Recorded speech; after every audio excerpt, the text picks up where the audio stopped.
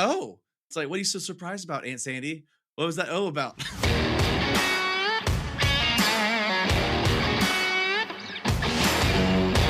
Welcome to the Beat Around the Bench podcast, a podcast about woodworking, good times, and general jackassery. With your hosts, Jess of Jess Build It, Colton of Cold Crit, and Ross of RNC Woodworking and Designs. You can find us all on Instagram, YouTube, and TikTok. In this week's episode, we reconvene after an extra week off. Jess dives deep into the wilds of measurement history. Ross has an existential crisis about his dining room table. And Colton has a pleasant surprise in his glass. All of that and more is coming right up on this episode of the Beat Around the Bench podcast. Now, for episode 83, my Big Fat Greek Rubberwood.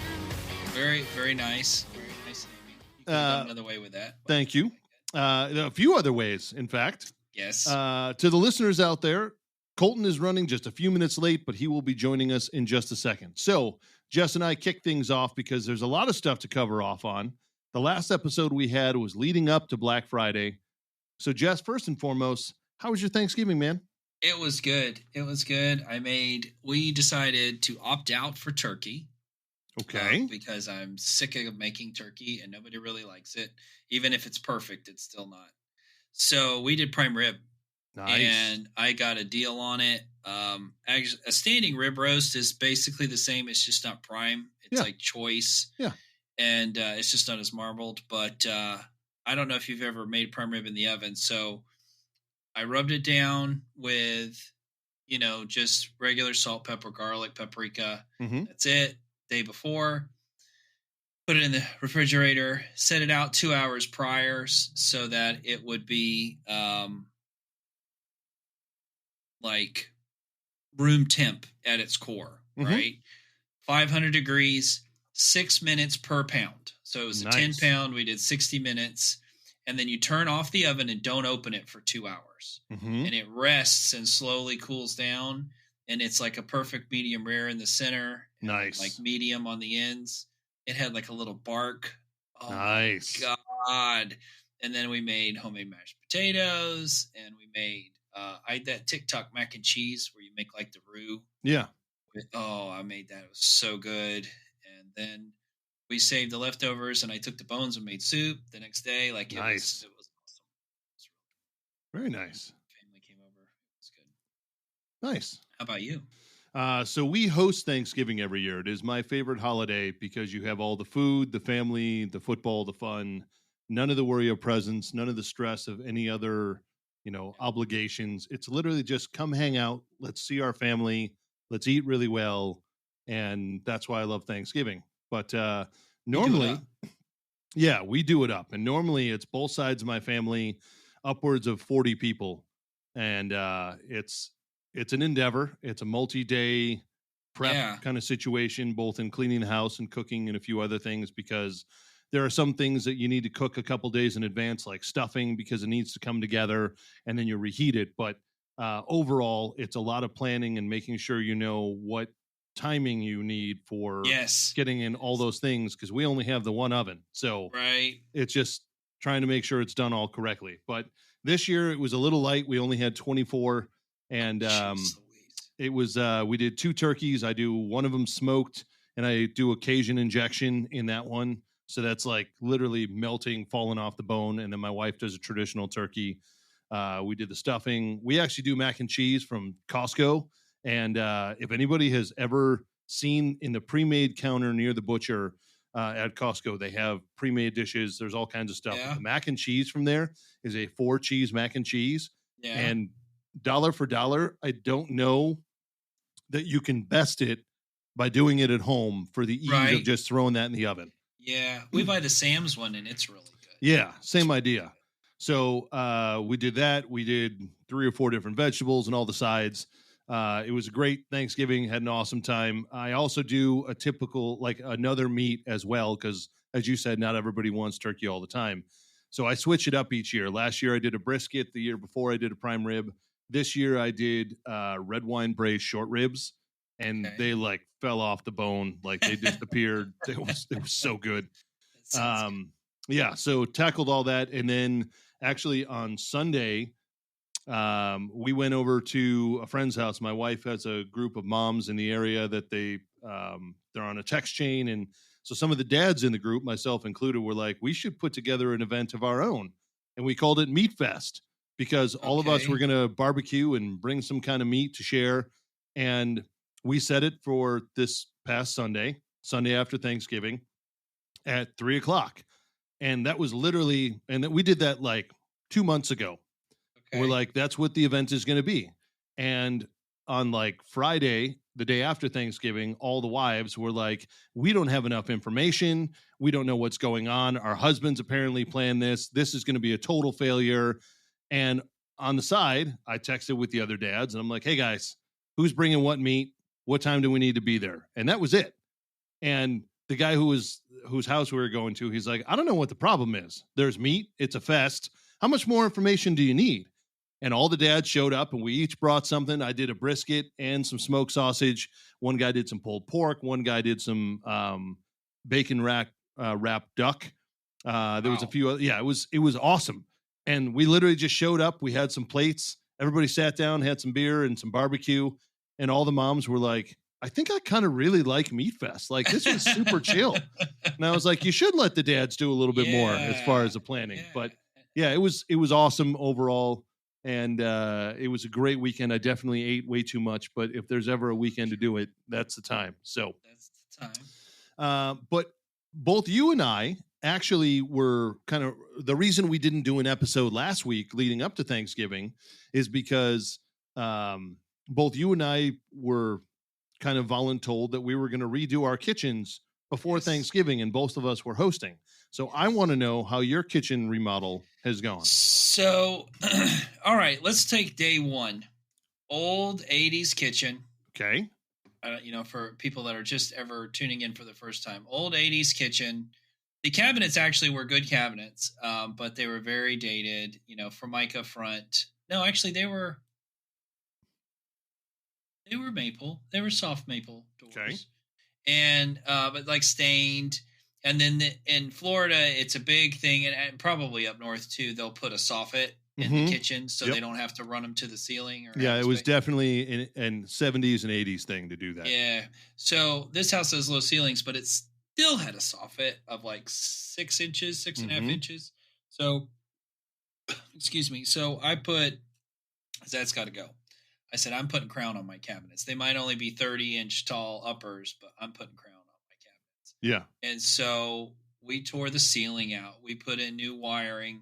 There was a door to the garage. We moved the door to the garage. Wow. And put that, because oddly enough, there's a bathroom in the garage that had no door to it from inside the house. Every house in this neighborhood. Don't ask me. So did they think that was just going to be like the man bathroom? I guess so. Then that way they could show it as a 2-2. Okay. And so it's actually bigger than the other bathroom off the master. But so that's on the end of the kitchen, where like if you were standing at the oven, on the other side of that wall at the end of the galley kitchen is a bathroom. Was the bathroom, and it's a blank wall. So we moved the oven to the other wall, and I put a door there into that. Was it electric or gas? The oven. Okay. I was going to say, if you're rerunning gas, that's a different story, but okay, go ahead. I could have done it. And so then we moved the oven, and it just kind of became a galley kitchen. Plus that closed that door up, which meant that I could then extend the kitchen from one end to the other. And it made it a very long galley kitchen, which was nice. And we did, our get me cabinets. I did these white ones with a little detail. I put big, beautiful clove crown on them. We did a coffee bar, which was an 8-foot long coffee bar that I built. Nice. We got a deal on quartz. We got the whole kitchen done for just over $3,000. Holy which crap. is insanely cheap for quartz. 1.25 inch thick. Woo. Got a farm sink on Amazon for $250 on sale. Jeez. A big 33-inch farm sink, and it's got the ones where you can set the cutting boards and stuff in it. And, new floors. And then I finished the backsplash is what we were working on. So we bought 4x12 subway tiles. We laid it brick lay. We decided to do that. And the walls were very crooked, so it was kind of impossible to do the chevron after we bought the larger tile. But it was so cheap. I mean, I did the whole backsplash for less than $200. Oh wow, that's everything. Because subway tiles are somewhere between. I mean, it works out to be like $1.50 a foot. At $2 maybe with materials and grout and everything. Subway tiles is a really cheap way to do tile. Okay. The little 4x6, the little 3x6s are 15 cents a piece, but the 4x12s are like 79, but they're bigger. So it worked out to there's about 10 square foot in a box and there's 30 tiles in a box. It was like $23 for a box. So I went through about 6 boxes.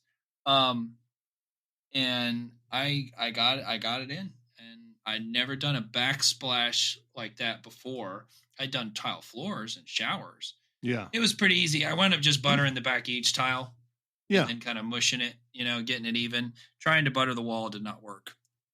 So, so we got it grouted, and I finally filled all the nail holes and everything with the touch-up kit, because it comes with like a wax pin to fill the nail holes from the crown. So it's basically done, except I put a pot filler in on the coffee bar to like fill up the coffee pot and stuff like that, and it's just stubbed out. I haven't put the pot filler because I'm kind of nervous, but that's it. So it was a huge remodel. If I'd had a customer, like if we'd have done a customer's house, what we did to that room, I mean, we probably would have charged 25. We added a little bit. No, we'd probably charged close to 40. Wow. I did it for less with the countertops and everything. I did it for less than 14, I think. Wow.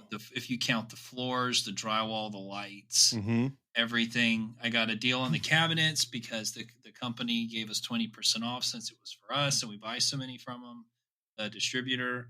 So that was really nice of them.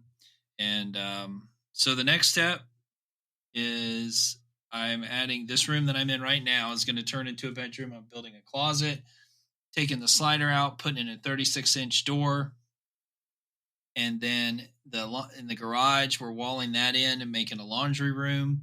Wow. In one section, I have some of the materials. So it's been quite the thing. We had by the way, we bought a double oven. Yeah. Which is like a range double oven. Okay. If that makes any sense. Yeah. It's just like, but so you don't have the drawer. Yeah. Where everybody keeps their cookie sheets. Yeah, that's what I have as well. I like it, and the bottom's a convection. Yes. So it's like it's a toaster oven. The only thing with it is it's just low. You don't really think about that. It's very low to the ground. The drawers or the actual oven? Yeah, because there's 2 doors. Yeah. It's just like really, really low. They had some other really expensive ones that we couldn't afford that have like, it's a double, and then like you pull the door open and the whole thing comes open. Or you push a button and only the top comes open. Or only the bottom comes open. It's separate. It's one door turns into 2 doors. What brand did you get? I think everything is LG. I will tell you, I have had LG appliances in my kitchen since we moved in just over 10 years ago. We bought all new LG appliances, bought a whole set. Those things are tanks. Yeah. They just keep going and going. It was all based on the fridge, because the fridge, they had this fridge that was simple, and it was actually one of the least expensive ones that was just, it wasn't counter depth, but it was like a little bit less than normal. It had no handles. It's flat, and it just has like this place to grab, and I really liked it. And so, all right, let's do the no handles. So then we got the LG microwave that has no handles. It's just glass across the front. Yep. And it's touchscreen, and then the no handle on the dishwasher. I mean, the oven has a handle on it. Yeah. The oven, we actually got the oven. It was the floor model. Yeah. And so we got it for half price, no warranty, but they let us buy a warranty. Yeah. So I like it. It's got this weird design that gets food stuck in this front part, but other than that, it's a good oven. The last thing I have left to do in the kitchen, though, is the vent hood. It is vented, but I have to like tape it to the vent that's in the cabinet, and I just have not got up there and done it yet. Okay. In the kitchen will be 100% done. Nice. Yeah. So it was a lot. Yeah. Did you finish it like Wednesday night? I finished it. I was putting nail filler in there while the prime rib was cooking and people were here. And they're like, you got to stop. And I was like, I am finishing this today. And so, because I don't know if you've ever done it, but it's like this little wax pen that's color matched to it. And then it has like a plastic scraper. Yeah. You scrape off the excess and you buff it with a little Scotch Brite. And it basically is invisible, the filler. And I got it done. So that's awesome, man. To do it. Yeah. I still got a little bit of painting and stuff to do around the house, but for the most part, the house it looks finished. That's awesome. On to the next project. My project is not done. No. We also have been redoing our kitchen and opened up a bunch of walls and opened up some walls between the kitchen and the stairs to the basement and a wall between the kitchen and the laundry room. Our house was very segmented beforehand, right. And we opened up everything. And my wife, I love her to death, but she can't make a decision on what color she wants the walls. And so we were the day before, I guess the Wednesday, so Black Wednesday, if you will, of Thanksgiving, the day before Thanksgiving, we were priming everything in the morning, the night before and the morning after, that morning, doing the ceiling, the walls, everything was being primed. And we went to do a second coat of primer and it wasn't doing anything different. And we're like, okay, we can wait a little bit and then put the paint on. And I was like, you know what? Rather than rush trying to do the ceiling and trying to get everything done in time, let's just leave it as primer. There's no trim up anywhere. There's no all kinds of other stuff that needs to be done. And let's just wait. People will be understanding and let's do this right. I don't want to force it and have it like half-assed. So let's just leave it. And people were amazed. Like the kitchen typically in our house is like a dungeon because it was dark cabinets and a drop ceiling and dark floors and dark countertops. And then it was closed off from the rest of the house. And so when you're in there, you couldn't see or hear anything other than what was going on in the kitchen. So now that we've opened it up and we have all white cabinets and we primed everything, it is the brightest room in the house by far, which is awesome. Yeah. But now that there's no wall between the laundry room and the kitchen, I have to also include the laundry room into this renovation because now I got to paint that and redo some layout of some things. So it was a bigger onion as I kept peeling back layers. It was like, oh, I also got to do this, and I also got to do this. Yeah, it turns into nickel and diming you and crap later on. Like you go 50 trips to Home Depot or Lowe's. Yeah, but I've done all of it myself. My wife helped me with some of the priming, but other than that has all been me. But yeah, it's looking really good so far. I have a lot more to still do, but I want to get it done right. So I'm hoping basically between now and the end of the year to get it done. I have 2 massive projects I have to do in the shop, but we'll get to those in a little bit. So we'll discuss those in a second. Yeah, it's not so bad working on your house when you don't have like a really serious deadline. Like obviously you don't want to like start and not finish. Yes. When we did this, like we had to get out of our rental. Yeah. And not have to pay for another month because other people were moving in. There was no like paying for it. Yeah, no other option. And that feeling I don't like that feeling. No. Now that we're here and like we can kind of fiddle with it and I can change my mind or we can like, take our time a little more. And I know like if I don't get it done this weekend, the world's not going to end. The world's not going to end. I can take my time with it and, it's more enjoyable. Correct. For sure. It's much more enjoyable. Correct. But in the next, I have 2 weeks. I travel this week, but I have basically 2 weeks until more family arrives, and they are then here for 2.5 weeks, basically through the Christmas holiday and a little bit after.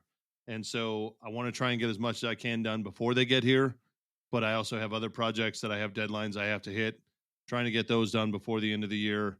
My father-in-law has offered multiple times to come and help, but he does not have the best balance and he does not work at the pace that I want to work. And so that's not going to fly with me. So, yeah. So we'll see what we can get done before they get here. But either way, I'm not going to stress about it. I will more than likely finish it in the new year, but I want it done right. So, yeah, you don't want to like, man, I should have done this. Or, yeah, exactly. That didn't fit there. Or yeah. Now, the one thing I don't want to do is tiling the backsplash because it wraps around the entire room. Okay. And there's, let's see, 3.5 walls that it has to go around as well as up around the vent hood. Okay. And I actually don't mind doing drywall. I hate tiling. So it's the one thing I don't want to do. I'm going to see if I can avoid doing it, but it's not bad if you have like a really like nice level countertop to start off of, and then you're doing a real thin space. If you do no space, it's like impossible because something always goes wrong. Mm-hmm. And it's you have to have done it a little bit to like learn, especially dealing with like mud and stuff. Yeah. But you can pay somebody. It's one of the cheapest. That's the thing. I can buy all the tile, buy all the mud, have some guy come in and they'll literally be done in an afternoon. Whereas it would take me 3 or 4 days and it still wouldn't be right. I mean, if your walls are halfway straight, they even make us stuff now. It's like this stick on. Yeah. And they can grout it the same day. Nice. They put it all on and grout it the same day if they get a whole bunch of people in there and they can score and snap it. Like if you don't do anything crazy, I'm sure that may happen. That may happen. Yeah. If the walls are crooked, then you want them to use mud. But no, this is, I mean, they're fairly square. I will say that. There are some small undulations here or there, but for the most part, it's good. But yeah, I still have to figure out the area above the sink. We kept the soffit because I didn't have time to open up that entire area. But there's an area above the sink that used to have like a fluorescent light over the sink for helping to wash the dishes. Yeah. I took out that fixture because it was ghetto as hell. But now I have this open space that I just capped with drywall for the moment. And I'm going to pull that down and like put in a decent setup of something, but I got to figure out what I'm putting in there first. So, okay. But yeah. Amazon's your best friend, man. I know. Tell you what, the prices of everything compared to like, I mean, don't get me wrong. We did buy some lights at Home Depot but we shopped and I knew what the price I should pay. Yeah. I'm tempted just to put some LED lighting up there and like do a floating something. Yeah. So like an LED strip, I'm talking like just keep it super simple. Just do an LED strip and put a frosted panel up there. That's not a bad idea. And that's easy. And you just put a little piece of trim and then you can take it down. It's not a bad idea. You hook it up to like Alexa or a remote or something. Yeah. So I want to know, we haven't heard from you as to what's going on in the world of Jess's shop. Okay. It's been a couple weeks. So what's going on? So we finished the Murphy bed built in. That was a big, like, did not bid enough, took forever kind of thing. I have gotten down to a science resizing our cabinets. Okay. I can resize the drawers. I can make them different depths. I can make them deeper. I can make them less shallow. But it saves me from having to make a lot of parts. Generally, we're not resizing them deeper. We're only resizing them shallower. Yeah, that's easy to just cut off some and reattach. Yeah, kind of. Yeah, but we get to use all their hardware and all that stuff. And so for the price that I pay for the cabinet, it's less expensive than me making a whole bunch of doors. Are they undermount drawers or side mount? Yeah, they are undermount. Okay. The only thing that's side mount is the garbage can deal. And so, which kind of has to be. So I try to utilize them, but then, people want like a thing for their TV. This one had a Murphy bed in it. The Murphy bed kit that I bought sucked. So it was difficult to carry in because you couldn't take the bed out of it. And of course I added a door cover to it. It was just like this whole thing, but it's beautiful. It's perfect. It's gorgeous. They're super happy. They want me to do something else. So, I'm just glad that that's done. The guy that we got that was good in the shop was, let's just say there was some issues. So we talked about replacing him completely. And so what happened was we were looking for people. We needed a shop hand, just somebody in general. Yeah. So we found an older gentleman. He's in like his 50s. And he is a very hard worker, came dressed with a belt and boots and perfect, early every day, stays as late as you want, works really hard. Just needs a little direction because he's inexperienced. So he's been great. So when you And say a shop hand, do you just want somebody to, sweep whatever I tell up you to and do. yeah. No, whatever it is, Okay. sand, paint, and as it goes, it will become more and more things. Okay. But just in anything, any kind of, plus we got the construction crap to worry about. So it's almost like an apprentice, if you will.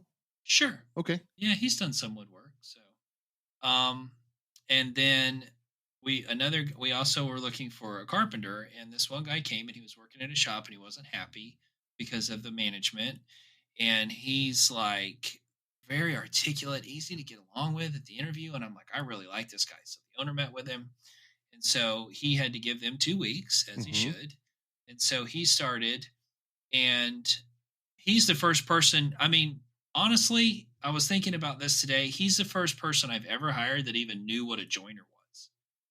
And, wow. You got to think about that. So I was like, we got to make this top for this desk for this lady. He's like, okay. And I was like, can I do it? He's like, yeah. And so I kind of watched him, and then I said, this is my method. He's like, okay, that sounds good. He's like, that's how I do it. I'm like, okay. I showed him how to do it with how I do the glue. Because he said the place that he worked before that people only use their finger. And I'm like, no, we're going to do it like this. He's like, that sounds awesome. And I come back, and it is the most perfectly milled wood, the most perfect glue up. He made calls. Wow. To glue. And I'm like, I don't even use calls. I was like, this is perfect. Nice. So, and then I was like, if you put a piece, because he had it all scraped. And I said, there's a possibility that you could glue those calls to it. I said, you should put a piece of packing tape or something on it. He's like, oh my gosh, that's a good idea. And I was like, yeah. So everybody says that the whole energy in the shop is better. That's awesome.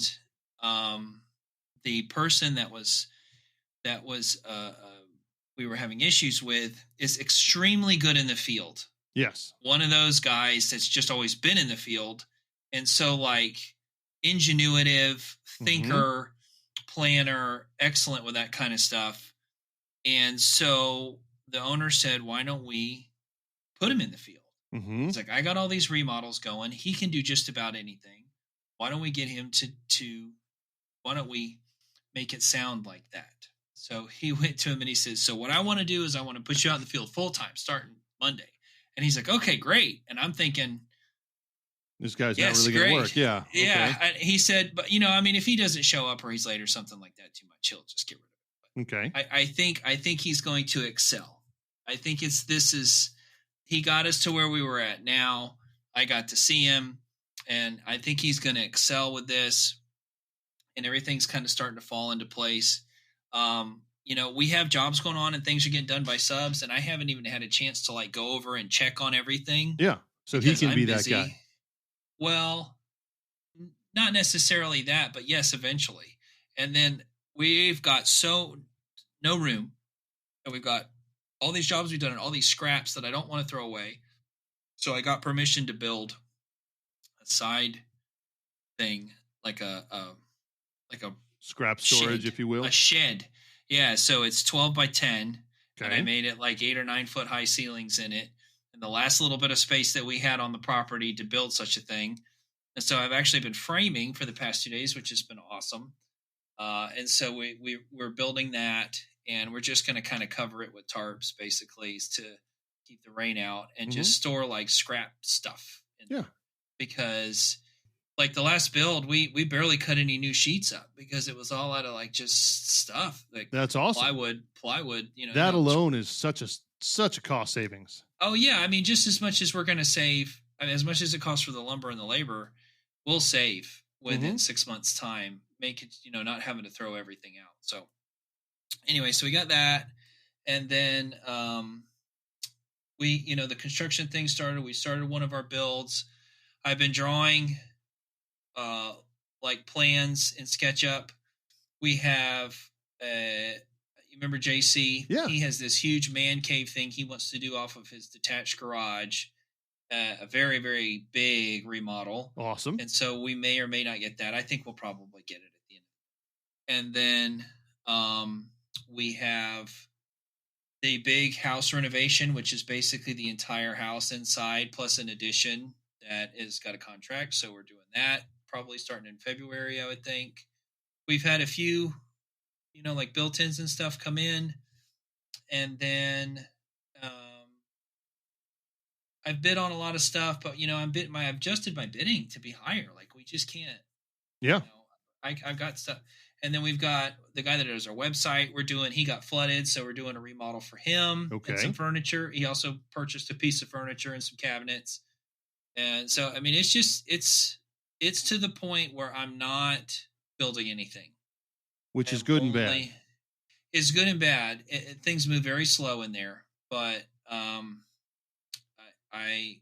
I'm doing nothing but driving to estimates and drawing things in SketchUp, creating estimates, and kind of just leading the guys and making sure that they have something to do, picking up materials because the only one with a truck.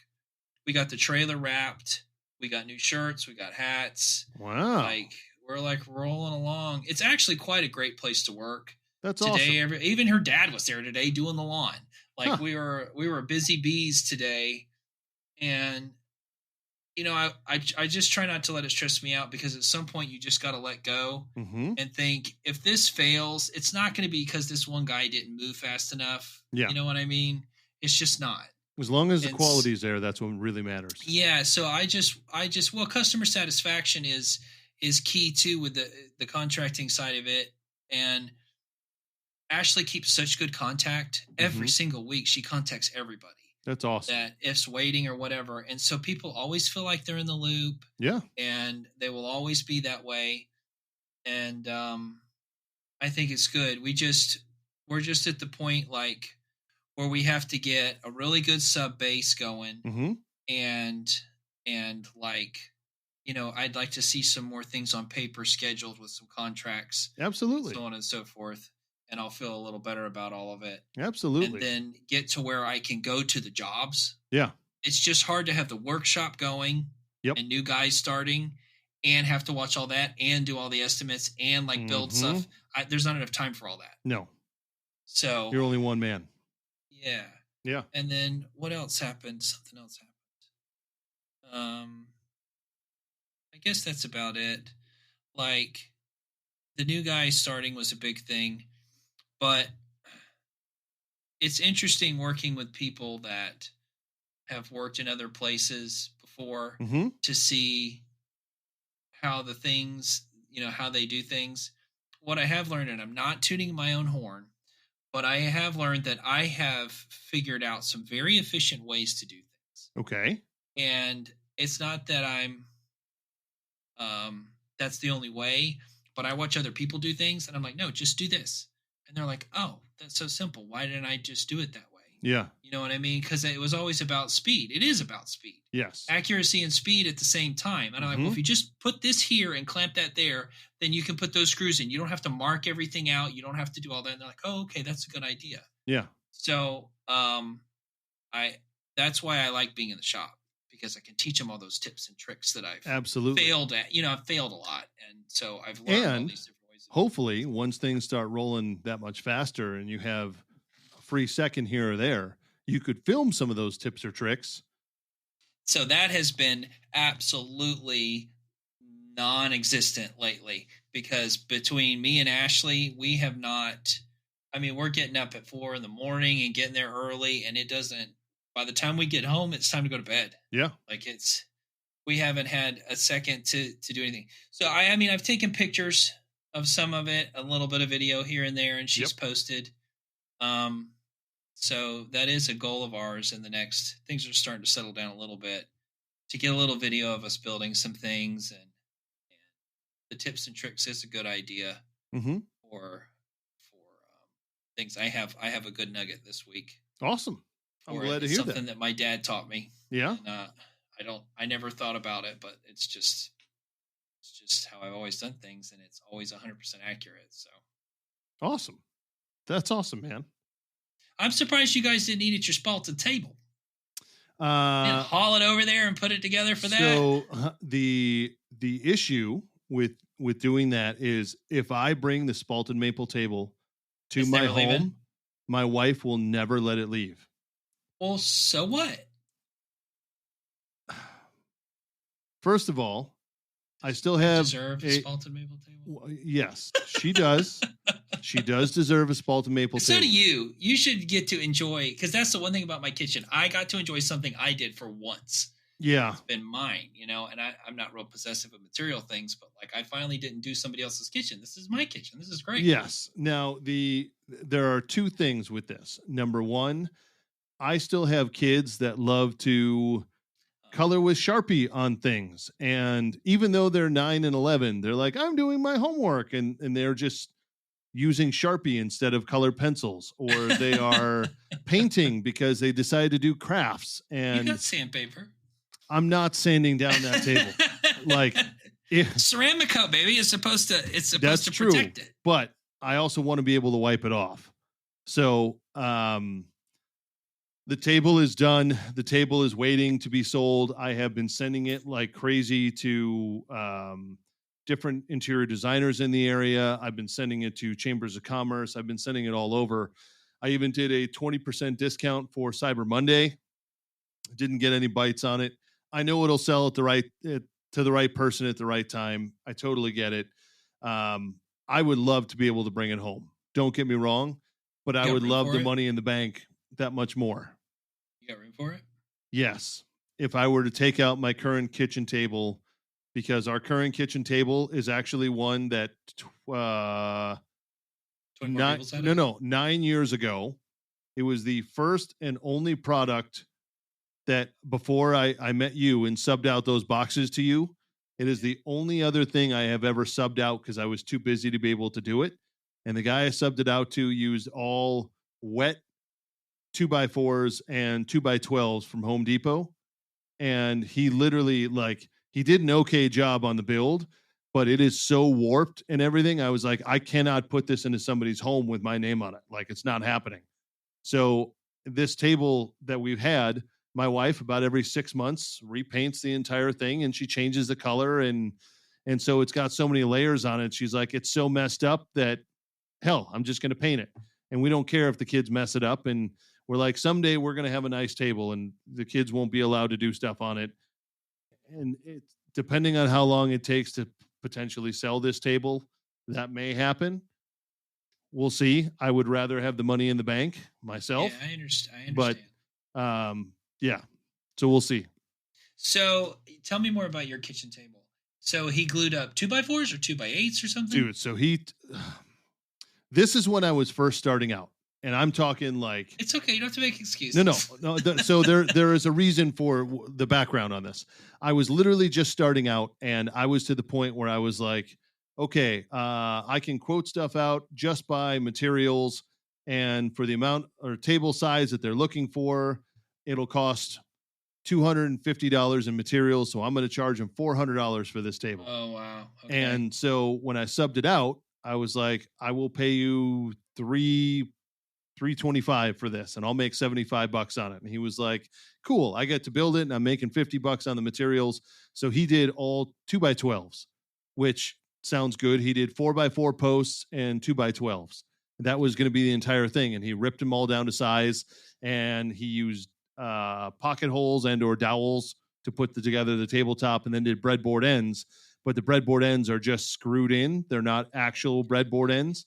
And so there's warping and there's twisting and there's all kinds of stuff. Especially. Yeah. And so it was basically wet lumber, which if you're putting it into a home as structural support is okay because it'll dry out over the next 30, 40, 50 years. Well, I mean, it's usually about, I think we've tested like 2x12s and stuff from Home Depot because they'll sit outside. And there are times where they're like 35 or 40% moisture in there. Well, I mean, yeah, but like 12, 15 is usually what, like a yellow pine. Yeah, these were closer to that 30 range. And they've got a heart in them. Yep. And so that really screws up. Yes. And so the table, I sent the plans over to the guy because I was even doing SketchUp way back when. I sent the plans over to him. I'm like, this is how to do the table. This is everything it is. If you can build it, I'll paint it. And that's how we'll work out the difference. He was like, perfect. I was like, I'm too busy to be able to build this one. So he built it, and he did technically everything I had asked. And because of the lumber he picked and the fact that he had no jointer, it just wasn't.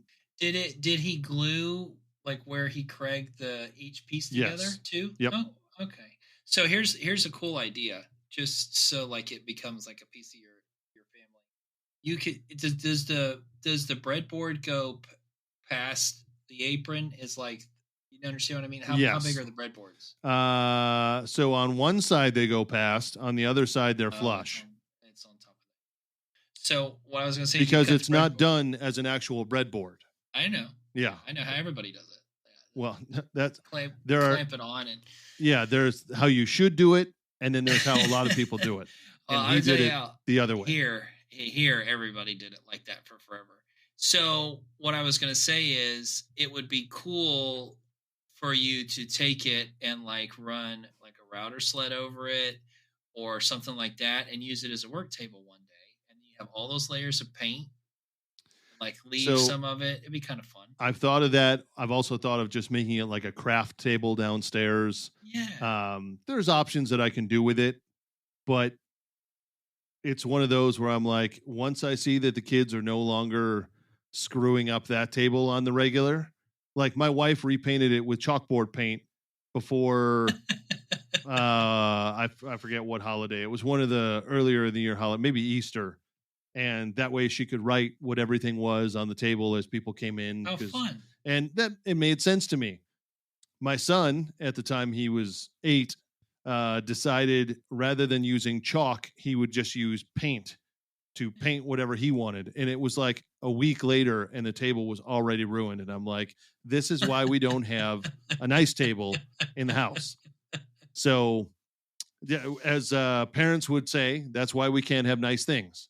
And so that's kind of the story of my life on this end. I have very much thought of bringing the spalted maple table home. It would look incredible in our house, and I would be proud to put it in my home. But I would be more happy to put the dollars in my bank. Well, if it doesn't sell, then maybe in a few years or whatever. Well, look who showed up. Oh, Mr. Colton. Woo-woo! How are you, sir? ¿Qué pasó, amigos? Welcome to the show, sir. Glad to be here. Man, Houston traffic this week has gotten just like significantly worse. I don't know what it is. Everyone wants to get in wrecks, and I can't avoid them. Huh. Which is okay. Huh. Yeah. We were talking about his kitchen table. Mm-hmm. Oh yeah? Mm-hmm. Yeah. What about the kitchen table? Well, Mesa de cocina. Yeah, we were discussing the pros and cons of potentially just putting the spalted maple table in my home instead of selling it, and getting rid of my current table that is a mess up. When his kids are older. Yeah, so we'll get there. Depending on how long it takes to sell the spalted maple table, maybe I'll just say hell with it and put it in my own house. Right on. Did you say what you were listening at? Yes. So for those of you who are interested in listening, the link is on both my Instagram bio as well as my r-c-designs.com webpage, but you can check it out. It is a cool $8,000. I am willing to negotiate, but so the table, the top is tapers in thickness. Does it taper in height? A little bit. It is flattened, but there is no, I get it. Yeah, it is flattened by a CNC, but there was some warp on one end and some twist, and so when that came out, the one end is a little bit thinner. But overall, that's what makes the difference in the height. Yes, but no, the height all the way across is the same on the top.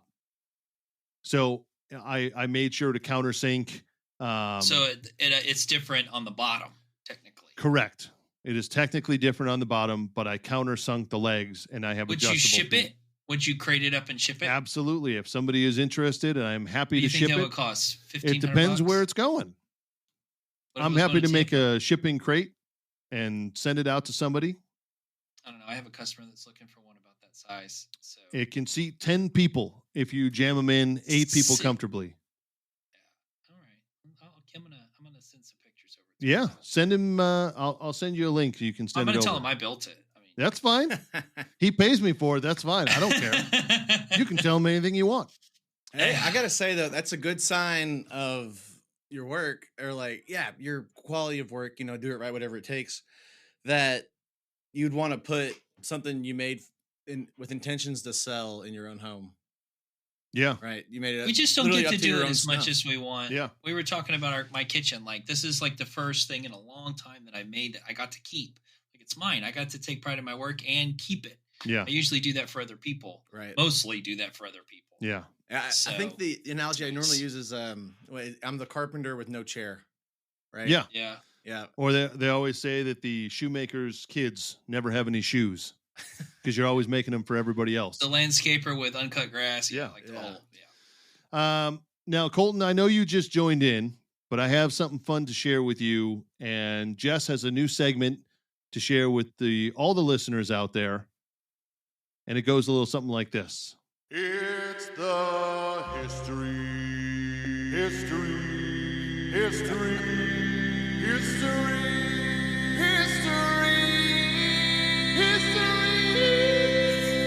Woo! Ooh! Oh, man! Well, you missed the end of it. Oh, crap. I got too woodworking. Play it again. Dude, that, that's what happens when I have a little time and too much. We needed that segment just for that little intro. That is some range. Oh, man. That is some range. So can you hold those higher notes for a little while? Like sing. That's pretty good. At my best, when I was singing, when I was on tour with the band I was with years ago, I had a 5-octave range. Wow. So if you look, piano typically has about 7.5 octaves. So I had most of the piano available in my repertoire. Dude, right on. I'm probably down to about 3.5 now because I don't sing as much in the higher register, but I could easily sing along with The Darkness back in the day, if that tells you anything.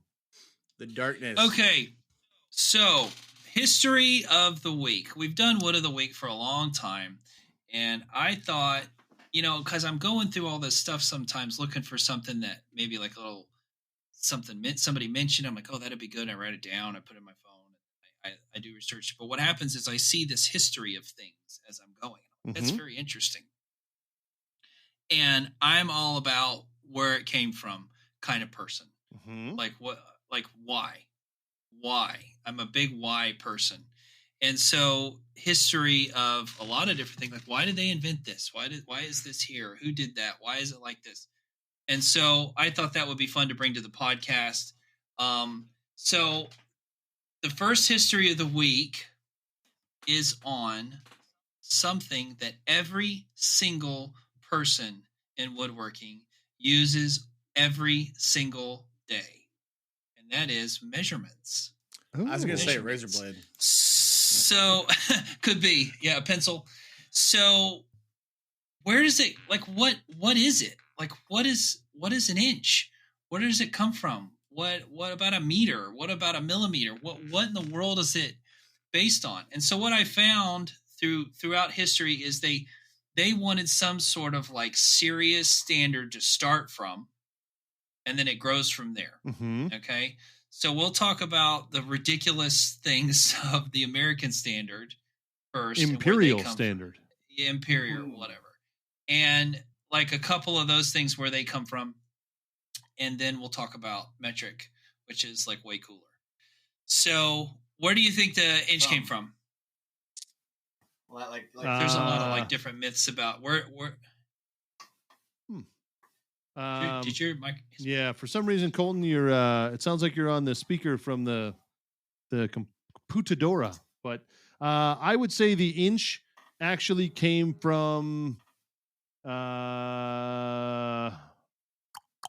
I'm guessing something to do with the British Navy. That's a good guess. Do you have a guess? You said your thumb joint. Yeah, I was saying the width of your thumb, or maybe like the distance between a joint of your fingers. Joint of your fingers. Yeah, I used to think that's what it was. Like your little knuckle. Like, right, you bend your knuckle, and from like the end of your knuckle to the other. So, the measurement was usually achieved by adding the thumb breadth of. Wait a second. That is the Rule of thumb. The man's thumb at the base of the nail. But actually, the inch was defined as the combined lengths of 12 poppy seeds. Really? 12 poppy seeds. Since 1959, they have actually changed that, and it's based on metric. It's based on metric. Now it is 2.54 centimeters. That's how big an inch is. Huh. But originally, that is what they based it on. It was King David I of Scotland in 1150. Was the breadth of a man's thumb at the base of the nail. And then they said, all right, well, let's just do it based on, like in the King Edward II in the 14th century said 3 gains of barley dry. And then sometimes it was 12 poppy seeds. So finally in 1959, they said, forget that, because as we'll find out, the metric is much better. We're going to base the inch on the metric, and now it is based on 2.54 centimeters. The reason anybody needs to know what that exactly is because it's for scientific purposes. Okay. They're going to use it, and they're doing equations and so on and so forth like that. What was the other one that I had? A mile. Where do you think a mile came from? I know there's a difference between a nautical mile and an actual mile. Correct. We're talking about a land mile. A land mile. Does it have to do with visibility? Like my guess is it has to do something with the Roman Empire, the Roman army. Oh. So what I found was at about the year 1500, right? Mm-hmm. Because now we know it is 5,280 feet. Of course, everybody does. Mm-hmm. Yeah, 5,280 feet. But about the year 1500, Old London mile was defined as 8 furlongs, right? At that time, the furlong measured by a larger northern German foot, which was about 625 feet. Thus, the mile equaled 5,000 feet. And then during the reign of Queen Elizabeth I, the mile gained an additional 280 feet under a statute of 1593 that confirmed the use of a shorter foot that made the length of a furlong 660 feet. So... like there was an Irish mile, which was 6,720 feet. There was a Scottish mile that was 5,952 feet. So it's like been all over the place. Eventually they landed there's the nautical mile, which is defined as the length on the Earth's surface of 1 minute and 1/60th of a degree of arc along a meridian, whatever that means. That's how they figure out a nautical mile. That's wild. But basically it was based on a London mile of a furlong being 8 furlongs. That's where we get the mile from. Okay. Right, because their foot was a little longer. It's ridiculous. So the foot, as you guessed it, it's from a foot. It was a king. Which king was it? I'm going to go Henry the Eighth. Foot measurement. Oh, that was my guess. So. 12 inches, a third of a yard. Now, as of 1959, 30.48 centimeters. That's where we get the foot now. But it was, I forget, I lost that one, but it was based on the guy's foot, one of the king's foot, right? Same thing, 12 inches. Now, so let's do one more. The gallon. It was defined, a new gallon was defined as equal in volume to 10 pounds of distilled water. That's where we got the gallon from. And it's nowhere near that. Okay. It's nowhere near that because a gallon weighs like 4 point something pounds. No, it's like 11 point something pounds. Because I remember from aviation school, because kerosene's lighter. A gallon. Oh, that's right. Is like 8 pounds. That's right, because the density of the liquid. Yeah. It's just like totally different. Okay. So where do we get the meter? Because that's kind of where everything comes from, right? Because a meter, and then everything's 10 from there. You got a kilometer, you got a centimeter, you got a millimeter. The meter basically was the French Academy of Sciences in 1791 figured out the Earth's circumference running from the North Pole through Paris to the equator divided by 10 million. That is 1 meter. Okay. And they actually did this. Now think about this. They did this in 1791. They found out later that They were only off by like a few millimeters. Whoa. When they did that measurement. That's how good they got it with just math and the sun and that's incredible old tools. That is incredible. And so now they have changed the meter by basically in 1960, the meter was thus defined in the SI system as equal to 1,650,763.73 wavelengths of the orange-red line in the spectrum of krypton 86 atom in a vacuum. So basically now they're basing things on atoms. Okay. That's why they're basing inches on the metric, because they're basing it on atoms and how far atoms are apart, how fast they move, and things like that. And so that's why, even though now we're using inches, we're using yards, we're using feet, they're still basing it back to metric. What year did they figure that out in France? 1791. So I do know a weird fun fact, and I think you may have actually talked about this a while back on a prior episode, but the reason that the imperial system spread everywhere with the British military as it went to conquer the world was that the soldiers could divide stuff in half, and you could keep cutting things in half from 1 to a half to a quarter to an eighth to a 16th to a 32nd to you could keep getting smaller. Whereas with the metric system, you could not. That was based on 10s versus 12s, and it didn't have the same way. So I remember talking about that with Eric Curtis when we had him on the podcast. Yeah. And so I remember it being something where like, that's the reason it was the lesser educated builders that came along that were also soldiers and sailors and everything else. They were able to then create things by just cutting something in half. Right.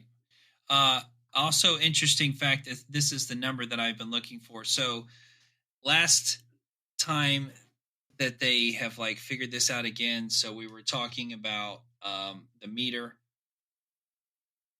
They've got it down to, because now they can measure the speed of light. The meter is now thus defined as the distance traveled by light in a vacuum in 300 millionths of a second. 300 millionths of a second. That is basically how far. It's 299.792458. But sounds practical. Right. Yeah. So, but that was in 1983 by the General Conference of Weights and Measurements. They've said, all right, this is it. This is it. This is it. We're not going to do this anymore. This is how big a meter is. And because they measured it in a vacuum. The same thing with a kilogram. A kilogram was represented in the late 18th century by a solid cylinder of platinum. Measurements of the mass of the volume of water provided to be imprecise, and so on and so forth. So, now a kilogram is the constant chosen was Planck's constant, which is defined as equal to 6.6 times 10 to the negative third joule a second.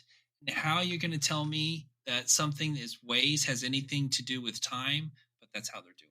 Okay. So if anybody wants to look it up, go to Encyclopedia Britannica, look up the meter, and you will be like, well, either you'll fall asleep or you'll be complete. Now, let me ask this. On a practical level, have both of you, obviously all of us grew up knowing the imperial system, and that's what we use. So you're yelling out fractions constantly. You're cutting things in half as far as the measurements, as we just discussed. Have you ever tried building via the metric system in comparison?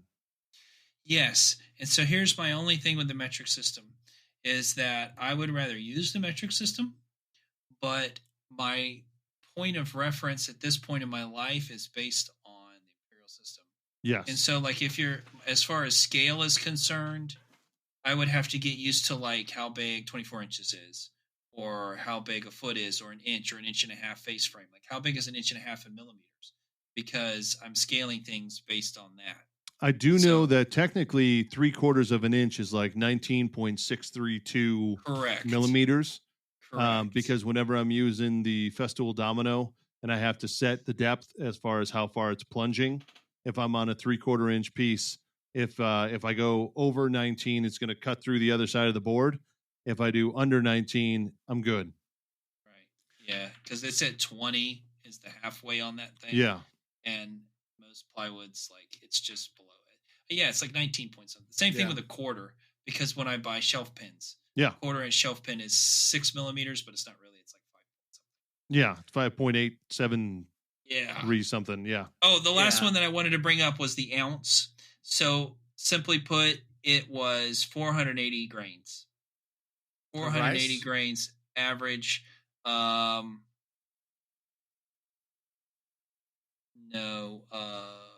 Poppy seeds. Equals to grape seeds. So, but Ross, to answer your question real quick too, on that, I've never completely done a project in metric. I love my fractions. However, only time like I could see metric really helping me out is whenever I'm measuring something and I'm between fractions. Yes. Right? When you're like, I need to be at 17/64, and I'm like, that doesn't go this small on my tape measure. Right. And yeah, that's really where I could see it coming more in handy. And I get it too, like the metric from like I don't want to say OCD point of view, but like engineer controlling point of view, like dominating your mapping out your project. But yeah, I like my imperial. But so on a totally different but interesting measurement question. So I am somebody who has never gotten into the recreational drug use game, but I know there are crazy different measurements when talking about like recreational drugs, I guess. So drugs are bad. Okay. That's right. Drugs are bad. Okay. People talk about an ounce, and I don't know if that differs between types of drugs. And then they talk about an 8-ball. Is that 8 ounces? Then they talk about a brick or a kilo. Is that the same thing? And like somebody's like, I got a pound of weed. That's great. Yeah. And like, is that a brick? Is like, I don't understand. There's a variety of measurements, and there's got to be some uniformity between colloquialisms, if you will. Yes. I guess it depends how generous your dealer is, but no, like I've always thought 20 bag, man. I've always thought that the problem with the imperial system, particularly in woodworking, right, is that you're measuring, you can only see so many lines, right? They can only put so many lines on there before you can't count them anymore. Correct. And with the metric system, a millimeter, they're closer together, and it's all in 10, so it's real easy to read the tape, once you get used to that. Yes. And once you're like a machinist and you're getting into thousands of minutes, you're back to decimal anyway. Yes. And you can't see that on a tape, so you have to use devices to measure it and so on and so forth. Calipers. I guess my whole point in all of this is that whether you use the metric system or you use imperial, it's just fine. And 36 of an inch is pretty darn accurate. Yes. You basically can't see or cut much closer than that without using other tools to help you set your tools. Correct. You can't hold a board against a table saw that accurately. Not with that attitude. The blade's going to wobble. Like it's just not that important. But we'll get into this in my nugget. I have a way around both of those. And I felt like it's worked for me for many, many years. It's much faster than pulling out a tape. But the reason that any of these are so accurate, I think, is more for scientific purposes. That's fair. For people that are machinists, for people that are figuring out how far the sun is from the earth and how fast light travels, that's when those things need to be that accurate. But otherwise, in everyday mortals, it just not. I mean, the good news is if you're a framer, as long as you're within like a quarter of an inch. I've been doing it all week. Why that is? You know what? And I discovered I know why that is. I bet you framers hate this podcast. Because 2x4s so much. 2x4s are not accurate at all. They don't come cut the same length. They're not the same width. They're not the same thickness. They're not straight. Depending on what day they could be trying to make a U or even a W. Oh my gosh. And like the end of one will be 3 5/8 and the other end will be 3 3/8. There is because they just cut them, mill them, and dry them, and whatever they are, they are. Yeah. And that's why it can just be within a quarter of an inch, because it's just not going to get anything straight. Yeah, that's fair. Please tell me you have some trivia to go along with this awesome history. I do, kind of. Oh! Better get on out that knowledge because it's trivia time. All right, well, after I blasted you guys last week with the horribly hard mathematical one, I thought I would do an easy one. Appreciate and we that. I think we guys have talked about this before. You don't know what you don't know, right, Ross? Correct. Like, you don't know you what only you don't know. what you know. Like, you know all this stuff about building houses and about construction and about whiskey. Oh my gosh, the stuff you know about whiskey probably is more than anything. That and how to please a woman. But yeah, I think that it could be that a lot of our listeners don't know what we're about to talk about, and they go, I don't know that. What is that? And so this week's trivia is about building codes. Now hold up. I'm going off of Florida. I was going to say these vary between places. places. These can vary between places, but I would bet you $100 that these are the same everywhere. I'm not talking about frost lines and any of this stuff. I'm not talking about roofing and any of this stuff. You're not talking about hurricane strength versus earthquake strength. No, I didn't get into that. I'm talking about simpler things. Just uniformity. But I don't think a lot of people know this stuff. I don't think it's probably something they should know. Stuff. So let's dive into it. Like if I asked Ashley and if I asked your wife, they may not know. So is this a Jeopardy style? What are we doing? We are going to do, yeah. All right. Let's get after it. You ready for the first one? Are you going to do the jingle? Yeah, I mean, you already played the jingle, but are you ready with the question? Is my question. We need a crickets button. I'm ready for the questions. Okay. Let's start with Ross. Okay.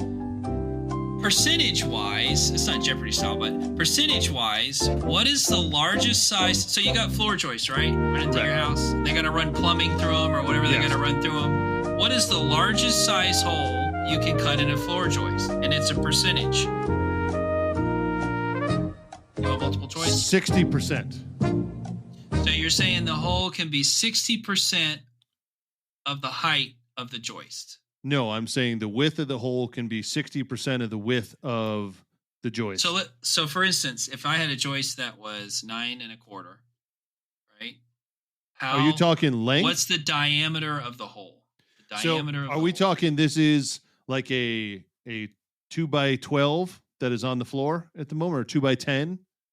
So let's just do an easy number. So let's say it was 50%. Let's just say it was 50%. Okay. So a 10-inch means joist you could have a 5-inch wide hole. Correct. So what do you think the percentage is? Do you think it's 30, 60, or 20%? I'm sticking with 60%. That is incorrect. Ooh. It is, and I checked in Chicago as well, 30%. Really? Is maximum that they're supposed to drill, like with a hole saw or whatever, compared to the height of the stud for strength-wise.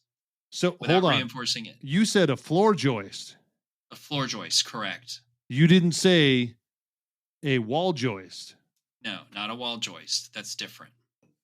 But why would we worry about the height of the... Okay, because on a floor joist, they might run plumbing underneath it, and you'll get a guy that'll drill like a gigantic hole in it to fit all his wires through, and now the floor joist has lost its strength because it can't.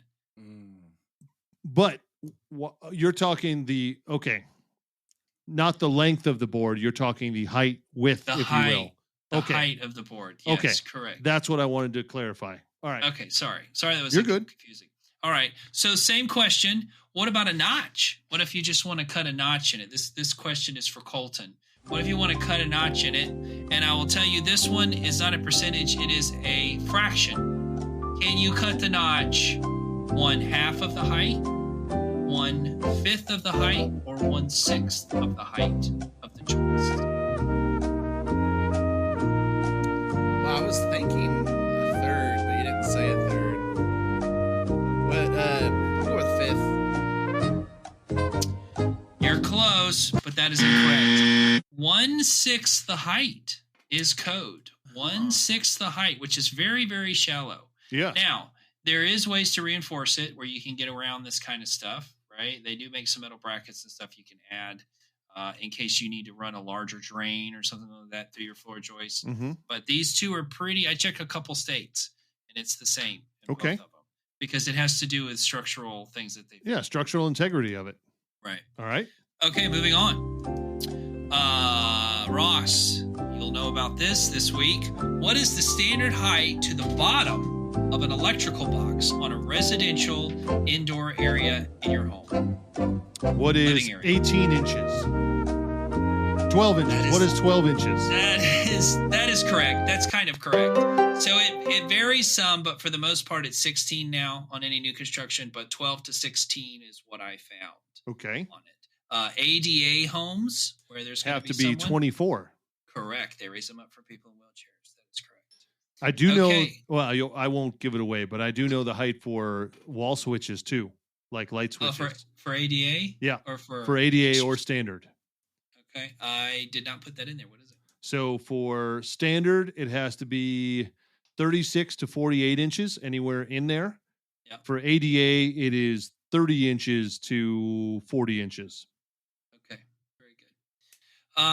All right. Moving on. Are you ready? This is a super easy one. You ready, Colton? What is the standard spacing of a wall stud on a residential one-story home? 16 inches. 16 inches on center. That is correct. That's correct. Now, for Ross, for you, what is the standard spacing of a ceiling joist, specifically on engineered trusses? What is 24 inches on center? 24 on center. That is right correct. on. Okay, so since we're talking about walls and ceilings, Colton, what is the standard thickness of drywall on a residential home on the walls? Go with half inch. That is correct. 1/2-inch drywall. Really? I thought it was 5/8. My bad. No, that's more like an on the walls. I used to sell drywall. Not what sell it. I was logistics for them, but yeah, that's like in your like hotels and like sound deadening places. Drywall is also a fire commercial barrier as well. Mm-hmm. All right, Ross, with that question in mind, what is the standard drywall thickness on a ceiling in a residential home with studs 24 on center? I'm going to go with 5/8 due to fire prevention. That is correct. It also actually has more to do with sagging, because if you put 1/2 inch, you can put 1/2 inch on a ceiling, but they have to be on 16. Oh, interesting. Yeah. No one likes a saggy ceiling. 5/8, yeah.